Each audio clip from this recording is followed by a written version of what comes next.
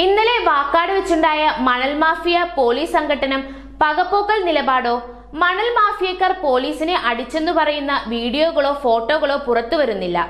മണൽ വാഹനം പോലീസ് പിടിച്ചെടുക്കുന്ന സമയത്ത് പോലീസ് ഉപയോഗിച്ചിരുന്ന ചുവപ്പ് ഷിഫ്റ്റ് കാറും വാർത്തകളിൽ നൽകിയിട്ടില്ല.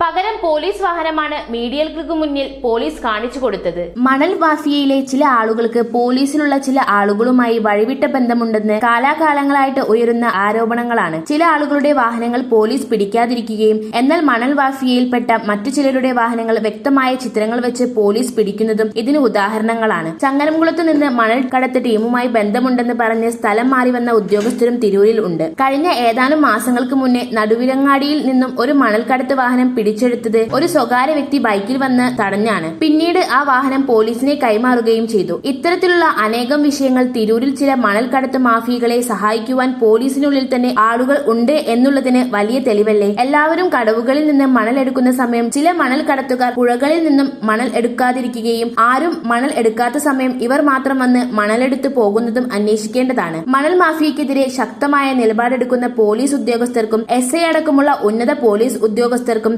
ഇത്തരത്തിൽ മണൽ മാഫികളുമായി അവിഹിത കൂട്ടുകെട്ടുള്ള ഉദ്യോഗസ്ഥരെ നിലപാട് എന്നും തലവേദനയാണ്. ശരിയായ രൂപത്തിൽ ഡ്യൂട്ടി ചെയ്യുന്ന പോലീസ് ഉദ്യോഗസ്ഥർക്ക് അവരുടെ ഡ്യൂട്ടി ഇത് കാരണം നല്ലതുപോലെ കൊണ്ടുപോകുവാൻ കഴിയാത്തതും ഇത് വലിയൊരു തടസ്സവുമാണ്. പോലീസ് സേനയ്ക്ക് പല രീതിയിലുള്ള പ്രയാസങ്ങളും ബുദ്ധിമുട്ടുകളും നേരിടുന്ന ഈ കാലഘട്ടത്തിൽ പോലീസ് യൂണിഫോമോ പോലീസിന്റെ വാഹനമോ ഒന്നുമില്ലാത്ത മണൽ മാഫിയയ്ക്ക് മുന്നിലേക്ക് എടുത്തുചാടുന്ന ഈ രീതി ഏറെ അപകടം പിടിച്ചതുമാണ്. ഉന്നത ഉദ്യോഗസ്ഥർ ഇതിനു വേണ്ട രൂപത്തിൽ അന്വേഷണം നടത്തി മണൽ മാഫിയയെ തടയുവാനുള്ള കാര്യങ്ങൾ ചെയ്തു കഴിഞ്ഞാൽ തന്നെ ഇതിനൊരു അറുതി വരൂ. ന്യൂസ് 99 തിരൂർ.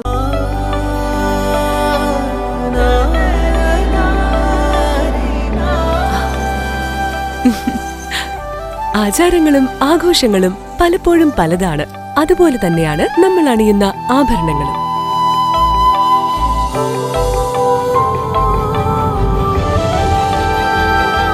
ജീവിതത്തിലെ ഓരോ നിമിഷങ്ങളും അവിസ്മരണീയമാക്കുന്നു Azad gold and diamonds. Azad gold and diamonds, Thazhepalam, Tirur.